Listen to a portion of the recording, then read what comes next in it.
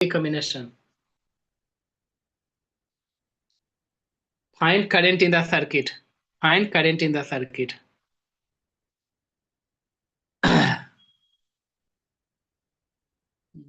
There are 24 cells, each of EMF 2 volt, internal resistance 1 ohm. They are connected in series combination to a load resistance of 12 ohm. Full stop. Out of 24 cells, if 6 are in faulty combination, then find current in the circuit. Find current in the circuit.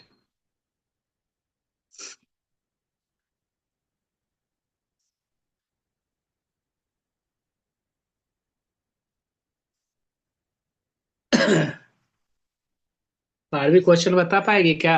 समझ पाई है तो बोल सकती है तो।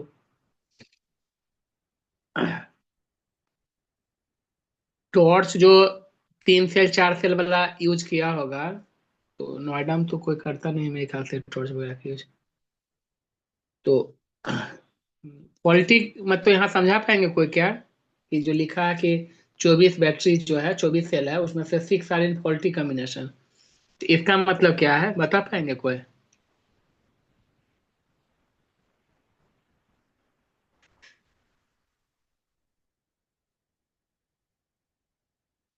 क्या बोलो पारवी, अनुष्का आप भी बोल सकती है। सर नहीं समझ आया।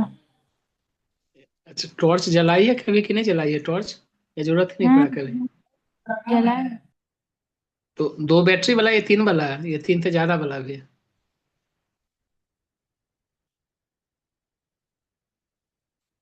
कितना सेल उसमें डालती थी टॉर्च में? दो। 2 वाला। तो अगर आज टॉर्च रखा होगा ना, तो जैसे बैटरी डाला होगा ना, एक बैटरी को उल्टा करके लगा करके देखना, जला करके टॉर्च। ठीक है ना? वही कहा गया कि अगर 24 गो सेल है, जैसे ये पॉजिटिव है, मान लेते हैं टॉर्च जो है, तो जो भी टॉर्च है, जो भी यहाँ पे बल्ब लगा हुआ होगा, तो देखेंगे क्या कि इधर वाला ऐसे है, और फिर इधर वाला जो है, मतलब प्लेन वाला पोर्शन इधर है, फिर दूसरा बैटरी जो है उसका ये वाला, मतलब ये पॉजिटिव वाला पोर्शन होता है, ये वाला इससे कॉन्सेंट में है, फिर दूसरा बैटरी ऐसे है, फिर तीसरा बैटरी है तो ऐसे करके लगा हुआ है। ठीक है?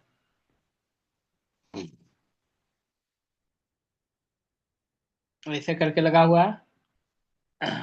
तो ये क्या है, ये सही कॉम्बिनेशन है। लेकिन अगर ऐसे ही बैटरी लगा हुआ है, मान लो इसमें एक बैटरी को अब उल्टा कर दो, ठीक है, जैसे ऐसे रखा दो और इसको ऐसे लगा दो, ऐसे कर दे, तो ये क्या है, देखो ये तीनों सही है, ये उल्टा हो गया। मान लो इसके बाद वाला बैटरी फिर सही है, मान लो ये बैटरी क्या है, सही है। ठीक है, ये सही है, मान लो ऐसा करके। फिर पीछे वाला मान लो क्या है, सब सही है, उसके बाद पीछे वाला मान लो बहुत सारा बैटरी है, मान लो 1 2 3 4 5 6, 6 में से क्या है यहाँ पे, 1 2 3 4 5 सही है लगा हुआ है, एगो फॉल्टी है, ये देखो फॉल्टी है, उल्टा करके बैटरी लगा दी है। सबका जो छोटा वाला हिस्सा होता है जिसको पॉजिटिव टर्मिनल कहते हैं, और जिधर पूरा प्लेन होता है वो नेगेटिव टर्मिनल है। तो सबका पॉजिटिव आगे, पॉजिटिव इसका भी पॉजिटिव आगे, इसका भी पॉजिटिव आगे, इसका पॉजिटिव पीछे, इसका भी पॉजिटिव आगे, इसका भी पॉजिटिव आगे। तो 6 बैटरी यहाँ, 6 सेल लगा हुआ है यहाँ पे। ठीक है, 6 सेल लगा हुआ है।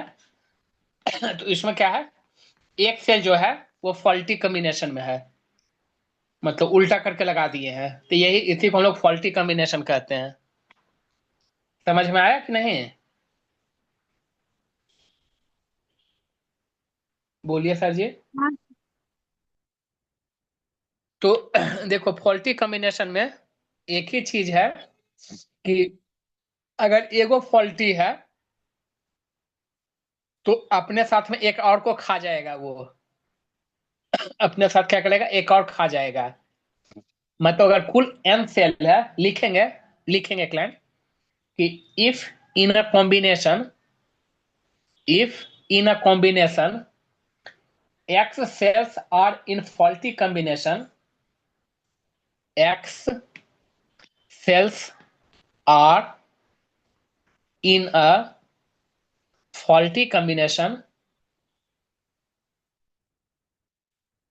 X cells are in a faulty combination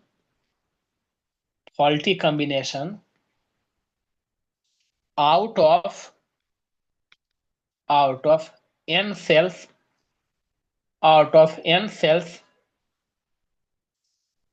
then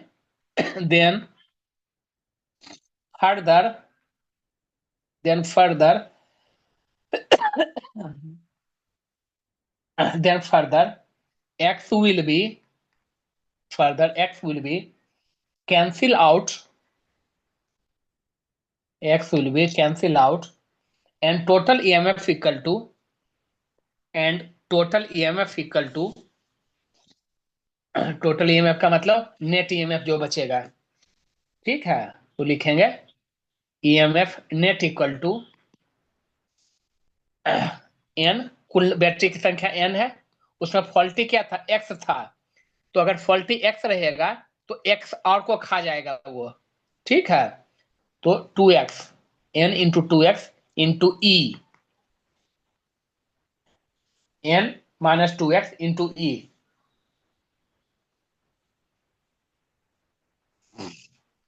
इसका मतलब क्या हुआ कि मान लो कि आपके पास 8 बैटरी है, आपके पास कुल 8 सेल है, 8 में से मान लो कि एगो सेल जो है गड़बड़ है, मतलब उल्टा लगाई है, गड़बड़ मतलब उल्टा लगाई है ना, सब अरेंजमेंट ऐसे एगो उल्टा करके, तो एगो तो उल्टा है ही, साथ में क्या है, एक और को वो खराब करेगा, तो 2 इंटू एगो फॉल्टी में है, मान लो कि हर एक का ईएमएफ 2 है, ये हर एक का ईएमएफ 3 वोल्ट का है, तो 3 से मल्टीप्लाई कर देंगे, सारा बैटरी एक जैसा है। मान लेते हैं कि अगर 3 बैटरी खराब है, मतलब उल्टा लगा दिया गया है, 8 बैटरी में 3 गो उल्टा लगा दिया गया है, तो 2 इंटू 3, 8 माइनस 6, 2 इंटू 3, फिर 6 वोल्ट बचेगा।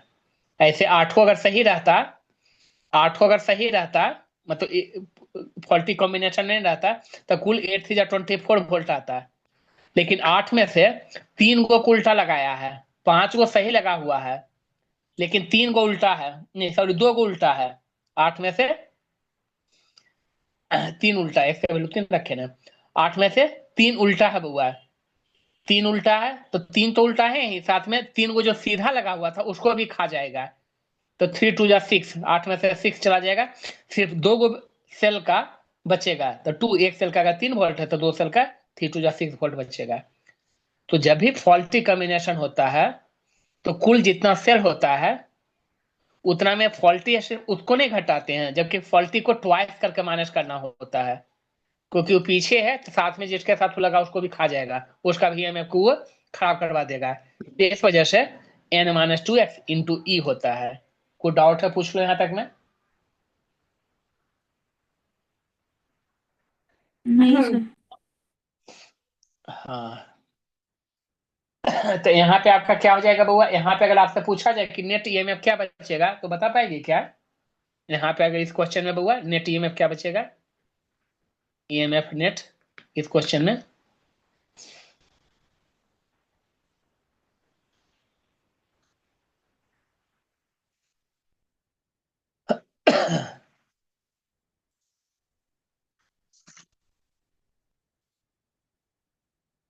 बोलो नुस्खा बोलेगी तो बार भी बोलिए, सर जी बोलेगी तो इंस्टेंटली होगा, अदरवाइज समझ। यहाँ पे एन का कितना वैल्यू है नुस्खा, सर हमको स्क्रीन, सर स्क्रीन नहीं।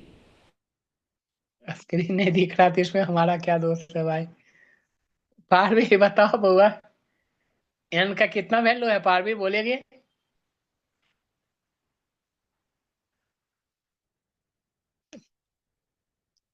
कुल बैटरी जो है 24 है बाबू, तो एन का वैल्यू कितना हो गया, 24 हो गया, माइनस 2 इंटू फॉल्टी कितना है, फॉल्टी 6 गो है, तो 2 इंटू 6 हो गया, एक का ईएमएफ कितना है 2 वोल्ट है, तो 2 हो गया, 24 माइनस 12 इंटू 2, 24 में से 12 गया, 12 इंटू 2 24 वोल्ट। कुल कितना आया? 24 वोल्ट आया। तो नेट ईएमएफ 24 वोल्ट आया। ठीक है। जो आर इक्विवेलेंट होगा, 24 बैटरी है, हर एक का इंटरनल रेजिस्टेंस 1 ओम है, हर एक का 1 ओम है, तो 24 × 1, ये टोटल इंटरनल रेजिस्टेंस हो गया, प्लस एक्सटर्नल रेजिस्टेंस 12, तो कुल 36 ओम का हो गया। 36 ओम का आर इक्विवेलेंट हो गया। तो करंट क्या होगा? Net EMF 24 volt. करंट क्या होता है? Net EMF upon R equivalent. तो नेट ईएमएफ क्या है? 24 वोल्ट है, और आर इक्विवेलेंट क्या है? 36 है। क्योंकि जो बैटरी का इंटरनल रेजिस्टेंस है वो तो आप सीधा लगाओ चाहे उल्टा लगाओ, रेजिस्टेंस तो नहीं बदलता है। आप फॉल्टी लगाइए चाहे करेक्ट कॉम्बिनेशन में। तो एक का 1 ओम है, तो 24 सेल का 24 ओम हो जाएगा, और एक्सटर्नल रेजिस्टेंस 12 ओम का है, तो 24 + 12 36 होगा। 24/36 आपका 12 2 जा 12 3 जा 2/3 एम्पियर। ठीक है, ये करंट का वैल्यू हो गया। तो अनुष्का अभी भी नहीं दिख रहा है ये? अब आ गया सर। अच्छा, आ गया है।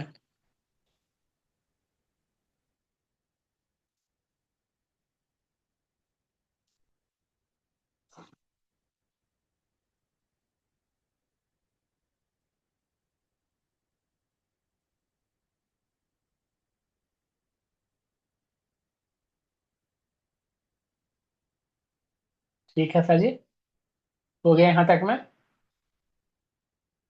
नहीं सर, लिख रहा है।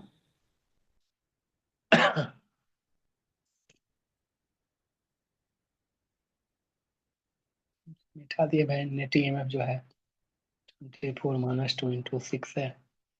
हाँ, बात तो जा रही थी, क्वेश्चन लिख ली थी तो।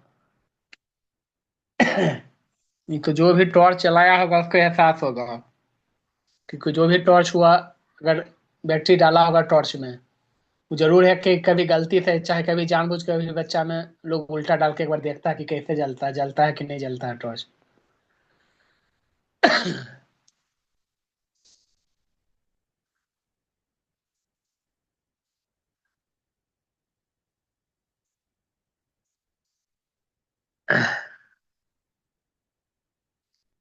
मिक्स कॉम्बिनेशन का जो हमने कहा वो वाला चीज है, और ये वाला चीज हुआ फॉल्टी कॉम्बिनेशन वाला। ये दो चीज कम से कम अच्छे से तैयार होना चाहिए यहाँ पे। फ्रीज, पैरेलल और मिक्स, तो मिक्स आपको अच्छे से आना चाहिए, और ये फॉल्टी कॉम्बिनेशन वाला हमने ये क्वेश्चन करवाया, ये क्वेश्चन आपके दिमाग में आना चाहिए हर हाल में।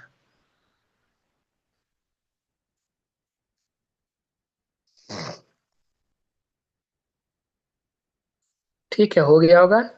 अब हेडिंग डाल दीजिए, heating effect of current. Heading डाल दीजिए, हीटिंग इफेक्ट ऑफ करंट।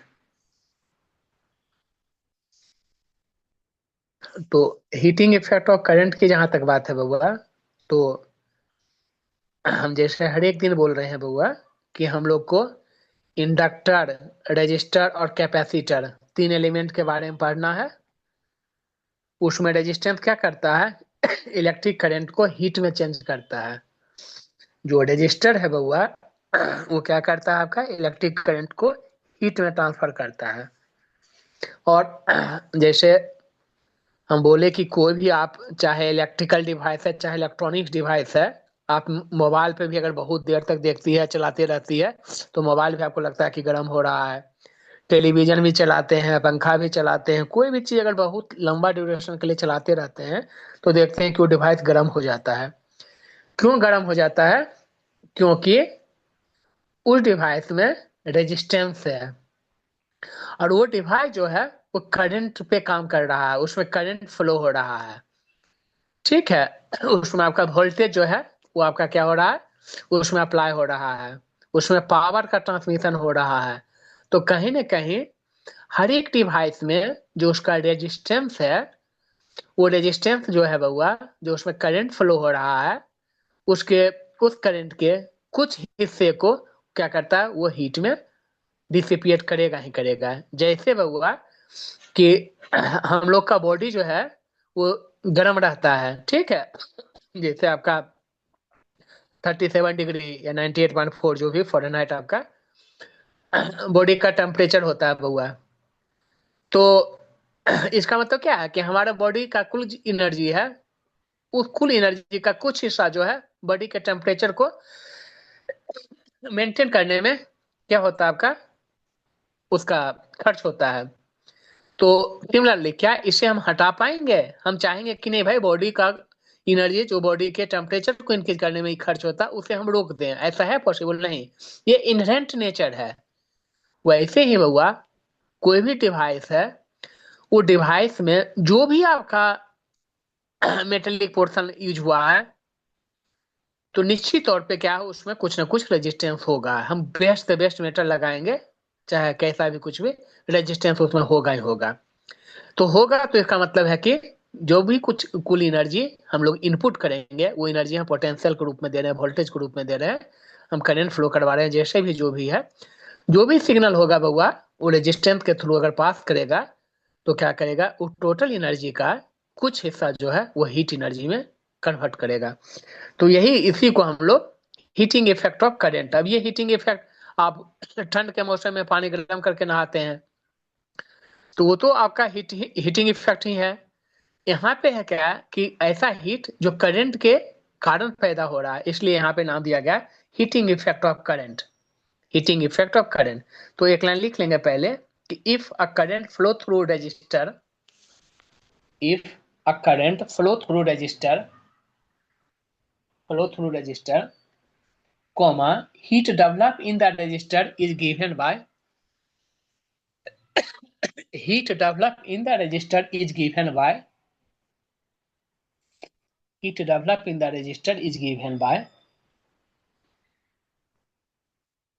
जैसे ये सेल है, ईएमएफ ई है, रेजिस्टेंस आर है, इंटरनल रेजिस्टेंस, और एक्सटर्नल रेजिस्टेंस कैपिटल आर है, कैपिटल आर है। लिखेंगे क्या? अनुष्का दिख रहा है ना, बोडिया नहीं दिख रहा है? हाँ सर दिख रहा। हाँ, तो क्या लिखेंगे, heat develop equal to work done by EMF, heat develop equal to, heat develop equal to work done by EMF, heat develop equal to work done by EMF. तो हीट डेवलप की जगह पे हम एच लिखेंगे। Work done का क्या formula आता है बाबा? वर्क डन वोल्टेज में कुछ रिलेशन है क्या? Work done equal to V Q. Class 10th का पहला फॉर्मूला यही एनसीईआरटी में, क्लास 11th में इलेक्ट्रोस्टैट में दुनिया भर का यूज किए हैं उसका यूज, वर्क डन बराबर वोल्टेज इनटू चार्ज। तो work done equal to voltage यहाँ पे क्या है, ई है, W equal to V, voltage की जगह पे ई लिखे, क्यू की जगह पे चार्ज लिखेंगे, ई क्यू। ठीक है। अब चूंकि क्या होता है बउआ, ईएमएफ क्या होगा यहाँ पे, ईएमएफ इक्वल टू, अगर चूंकि बैटरी है तो कुछ ना कुछ इसमें करंट फ्लो करेगा आई, तो ईएमएफ जो होगा वो होगा आई आर। आर एक्चुअल में क्या है, आर प्लस आर है। और साथ में वो क्यू क्या होता है, charge equal to current into time, क्योंकि करंट जो होता है rate of flow of charge, I equal to Q by T, तो Q equal to I into T. तो यहाँ पुट कर देंगे बउआ, तो यहाँ क्या आएगा, H equal to heat equal to, E के जगह पे हम पुट करेंगे आई, आर प्लस आर, और क्यू की जगह पे पुट करेंगे आई इंटू टी। तो हीट के जगह पे आ गया हमारे पास आई इंटू आई, आई स्क्वायर, ठीक है, I square R T plus I square R T, ठीक है। यही आएगा अगला expression. H equal to I square R T क्या है बउआ, ये एक्सटर्नल रेजिस्टेंस है। हम चाहते हैं कि भाई टोटल हीट जो है एक्सटर्नल रेजिस्टेंस पे ही पहुंचे, मतलब टोटल एनर्जी पहुंचे, ताकि वर्क डन हो सके। जैसे बल्ब के पास पहुंचता है, बल्ब का फिलामेंट गर्म होता है, फिर वो ग्लो करता है, जो पुराना वाला बल्ब था बउआ फिलामेंट वाला, अब तो ये इसका तो आई स्क्वायर आर टी है। ठीक है, तो इसका मतलब क्या हो गया, ये अवेलेबल हीट हो गया है। ये क्या हो गया, अवेलेबल हीट। और ये क्या है बउआ, I square R T internal resistance, ये खुद बउआ बैटरी के अंदर ही ये हीट इतना बन गया। करंट तो आई निकाला, क्या टोटल करंट आई जो है, मतलब कुल एनर्जी इसके पास ही था, क्या टोटल एनर्जी दे पाया, नहीं। इसका कुछ हिस्सा जो है ये खुद इंटरनल रेजिस्टेंस खा गया है। कितना खा गया, I square R T small R T. ये क्या हो गया बउआ, ये पोर्शन हीट लॉस्ट हो गया। ये क्या है, हीट लॉस्ट। हीट लॉस्ट, तो कुल हीट का आई स्क्वायर आर टी जो है लॉस्ट के रूप में चला गया। और I square capital R T ये अवेलेबल हीट हुआ है। इसका मतलब फाइनली बचा क्या हुआ, एच इक्वल टू अवेलेबल वाला आई स्क्वायर आर टी, जो क्लास 10th में भी आप पढ़े होंगे। Joules heating effect class 10th में भी पढ़ना था। Joules heating effect class 10th में भी पढ़ना था। ठीक है, बोलो कोई डाउट है तो यहाँ तक।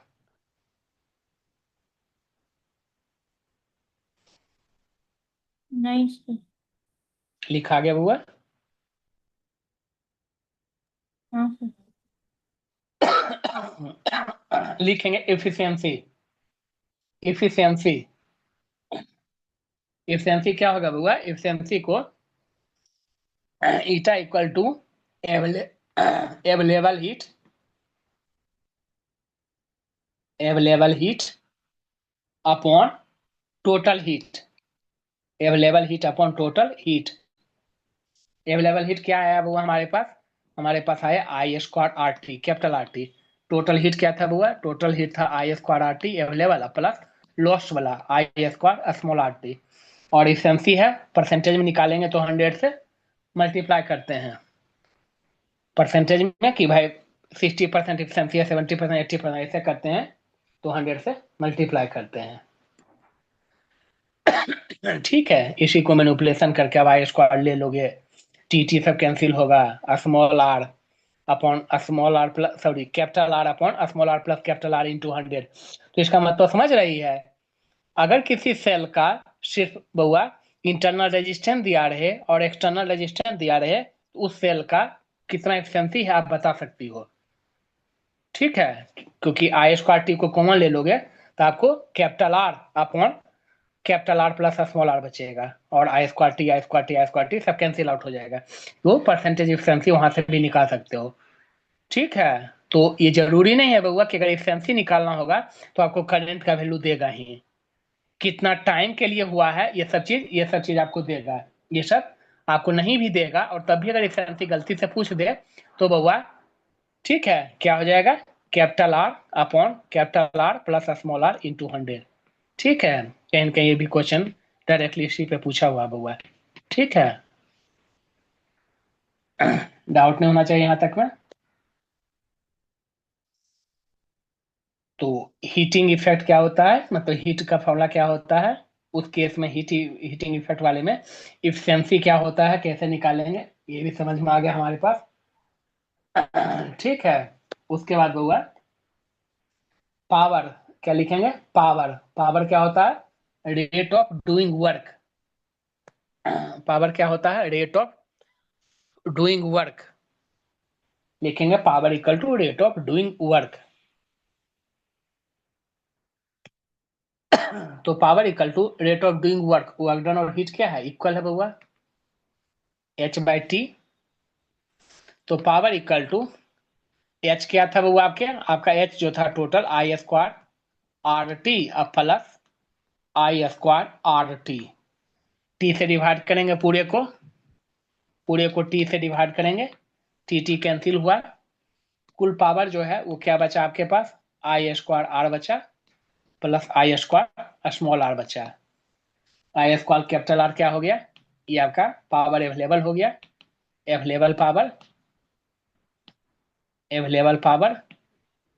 और आई स्क्वायर स्मॉल आर क्या हुआ, लॉस्ट पावर। ठीक है, पावर लॉस, ये पावर खुद खा जाती है बैटरी ही। ठीक है, तो यानी पावर बचा कितना आपके पास एक्चुअल में आई स्क्वायर आर पावर बचा। आई स्क्वायर आर को आप चाहो तो आई मल्टीप्लाई आई आर लिखो, मतलब आई इंटू वी हो गया, तो V equal to I R on flow होता है, आई इंटू वी हो गया। ठीक है, हो गया। चाहो तो इसको आप बदल सकते हो, आई के जगह पे, इस आई के जगह पे भी अपॉन आर लिखो इंटू भी, तो ये हो गया भी स्क्वायर अपॉन आर। वो हर जगह फॉर्मूला में बदल सकते थे आप, भी स्क्वायर अपॉन आर। तो पावर एक हो गया आपका आई स्क्वायर आर, पावर दूसरा हो गया भी आई, और पावर तीसरा हो गया भी स्क्वायर अपॉन आर। ये कन्वर्जन आप तीनों में कर सकते हैं। हीट वाले में भी जहां आई स्क्वायर आर टी लिखे थे, वहां पे आई भी टी भी हो जाएगा, वहां पे भी square upon R into T हो जाएगा। हीट का भी तीन फॉर्मूला है।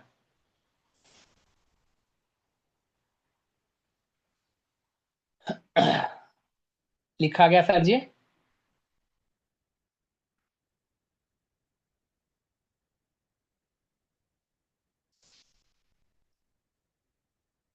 कोई बता पाएंगे कि किस फॉर्मूले को कब लगाएंगे? जैसे हमारे पास अगर पावर का एक फॉर्मूला है आई स्क्वायर आर, एक फॉर्मूला है भी आई, एक फॉर्मूला भी स्क्वायर अपॉन आर, तो किस कंडीशन में किसको यूज करेंगे? कोई बता पाएंगे क्या इसके बारे में?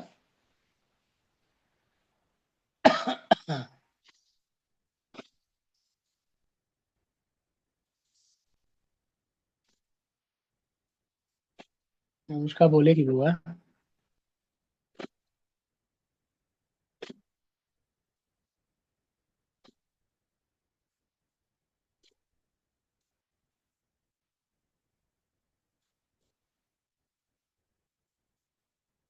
तो तो नहीं गए सब लोग भाई, बाहर ही बोलो।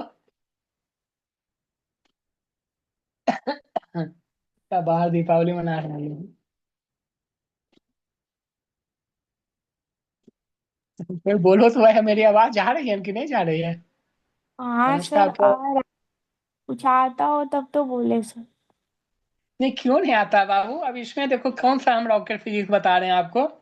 हम सिंपल कहानी है बाबा कि आई स्क्वायर आर जो है, आपको ये बोल देना चाहिए कि हमने सीरीज और पैरेलल कॉम्बिनेशन रेजिस्टेंस का पढ़ लिए हैं। हम जानते हैं कि सीरीज कॉम्बिनेशन में, जब सीरीज कॉम्बिनेशन ऑफ रेजिस्टेंस है, तो हर एक में सेम करंट जाता है। तो जब अगर हमको सीरीज कॉम्बिनेशन के केस में अगर हमको पावर पूछा जाए कि बताओ कि आर वन रेजिस्टेंस में कितना पावर ड्रॉप होगा, आर टू में कितना, आर थ्री में कितना, तो चूंकि सीरीज कॉम्बिनेशन का सर्किट रहेगा, और सीरीज कॉम्बिनेशन का फंडामेंटल प्रॉपर्टी है कि हर एक रेजिस्टेंस में सेम करंट जाता है, मतलब इसमें देखिए करंट वाला है, तो भाई सीरीज में इसको लगा देंगे, यूज कर लेंगे। और उससे अगर हीट रहता आई स्क्वायर आर टी, तो ये सीरीज कॉम्बिनेशन में यूज करेंगे इस फॉर्मूले को। जहां तक बात है कि power equal to V square upon R, यहाँ पे देख रहे हैं क्या, वोल्टेज सिर्फ है, सिर्फ वोल्टेज है यहाँ पे। तो हम जानते हैं कि जब पैरेलल कॉम्बिनेशन रहता है, पैरेलल कॉम्बिनेशन रहता है, तो सब में करंट अलग लग जाता है। इधर इसमें I one I two I three, तो जब अलग अलग करंट है इसमें, तो हम कैसे इसको लगा पाएंगे? नहीं लगा पाएंगे। लेकिन सारे रेजिस्टेंस के क्रॉस वोल्टेज सेम होता है, तब है पैरेलल कॉम्बिनेशन में हम लोग वी स्क्वायर अपॉन आर लगाएंगे, ये पैरेलल में यूज करेंगे। आई स्क्वायर आर है ना, या आई स्क्वायर आर टी हीट वाला या पावर वाला, ये हम सीरीज में यूज करेंगे। और पावर इक्वल टू वी आई है, ये जनरल यूज कर सकते हैं बउआ। जब ये वो सिंगल रजिस्टर रहे, ये वो सिंगल सेल रहे, आप डायरेक्ट यूज कर लो वी आई, कोई दिक्कत नहीं कुछ भी। अदरवाइज आपको सीरीज और पैरेलल में इस टाइप से सोच के करना होगा। आप इससे चल सकते हो, किसी के लिए भी फाइनली ऐसे ही अप्रोच करना होगा। ठीक है। अब इसमें हमने कौन सा रॉकेट फिजिक्स बताया, बताओ तो कितना आसान सा है कि नहीं? सीरीज है, बस ये सोचना है बउआ, दिमाग बंद नहीं करना है। क्वेश्चन सुनते हैं, दिमाग को बंद नहीं करना चाहिए, और दिमाग को खोलना चाहिए। ठीक है कि नहीं? चलो ये फॉर्मूला है भाई, देखेंगे फॉर्मूला को आंख खोल करके एकदम। अच्छा करंट है, अच्छा करंट किस में सेम रहता है? सीरीज में सेम रहता है, मतलब अच्छा ये सीरीज के लिए होगा।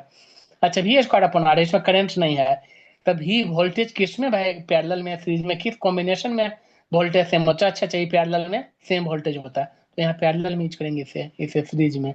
ये जनरल हो गया, कहीं भी यूज कर सकते हैं, लेकिन सिंगल एलिमेंट रहेगा तो, अदरवाइज फिर हमें स्पेसिफिकली काम करना होगा।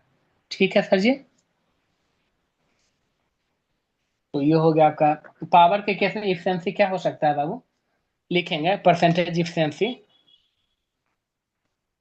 परसेंटेज इफिशियंसी जो भी ईटा रिप्रेजेंट करते हैं, क्या हो जाएगा यहाँ पे? Available power, available power upon, available power upon total power, upon total power into 100 into 100।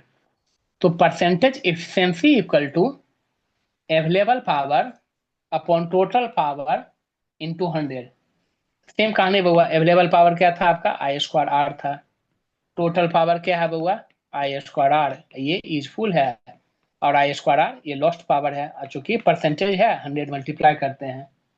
अगर हम ऊपर नीचे आई को कॉमन ले लें, सिर्फ आई को,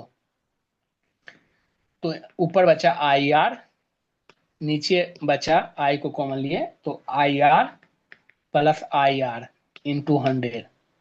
इस आई को कैंसिल किए, आई आर का मतलब वोल्टेज हो गया, आई आर प्लस आई आर का मतलब ईएमएफ हो गया इंटू 100। ठीक है, तो अभी तक जो भी पढ़ाए हैं बउआ, उसमें कोई अगर क्रिटिकल टाइप का क्वेश्चन पूछा जाएगा तो आपको यही है बउआ। ठीक है, वो तो बेसिक चीज आपको याद होना चाहिए। बट इफिशिएंसी जो है वोल्टेज अपॉन ईएमएफ इंटू 100, इससे भी देखो कोई इफिशिएंसी निकालते हैं, वोल्टेज अपॉन ईएमएफ इंटू 100। नहीं तो फिर वही कहानी, आई आर कॉमन ले लोगे तो R upon R plus R into 100, यहाँ भी लिख सकते हो सेम चीज।